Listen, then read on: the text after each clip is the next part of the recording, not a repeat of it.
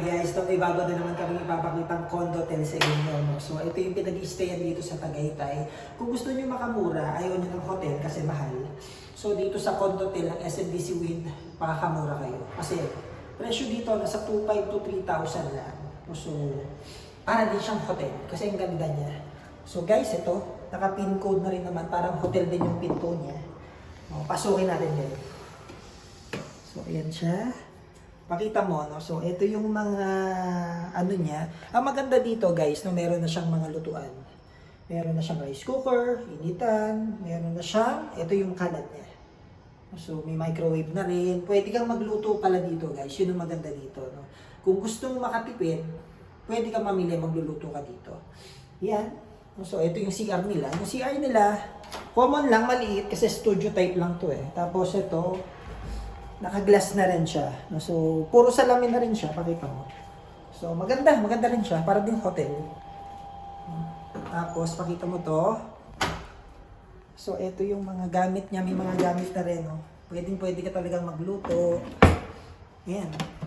May mga plato na, kutsilyo, kung gusto mo mag-inom.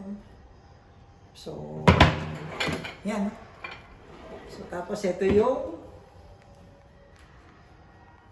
maganda siya. Ang laki ng TV niya. Maraming salamin. So, pwede dito. Pang family talaga. May ref. So, ito. So, kitang-kita mo yung ano. So, ganda. Pwede magstay dito. Tingin ko, mga 4 to 6 kasya dito. Yan. Kitang-kita mo yung malaking part ng Tagaytay. So, ito yung maganda dito, guys. No, ito guys, no? Ito na yung room. Sinurprise ko kasi si Zai, kaya may ganito. So, pwede ka magpaganito kung gusto mong magano sa girlfriend mo, birthday, anniversary. So, pwede ka magpaganyan. So, nasa 1.5 yung presyo nila. So, depende sa design. Ito, 1.5 to eh. So, yan. Tapos, malaki na din yung mirror niya. So, ito yung mga unan niya. So, ito na yung mga towel niya. Kompleto na rin, hindi nyo na kailangan magdala ng mga towel. Kasi meron na, nakaprovide na rin nila yun. Tapos, ito yung malupit dito, may balcony. Guys, so, ayan guys, so, ito yung malupit. So, may balcony siya, oh. Pwede ka mag-dinner dito, tapos ayan, oh, yung taal. So, yung taal, parang sobrang lapit mo sa taal, wag lang puputok yan.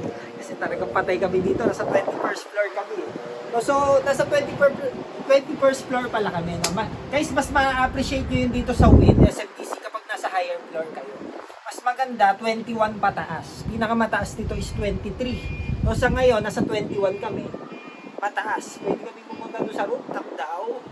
Pero maya, tingnan namin. So, dito pwede kayong mag-dinner. Pwede rin mag-picture kayong dalawa. Social guys, nakita-kita yung taal. So, guys, yan lang. No, so, kung gusto nyong mag-check-in, dito mag-inquire lang kaya iwas lang sa scammer guys, maraming scammer.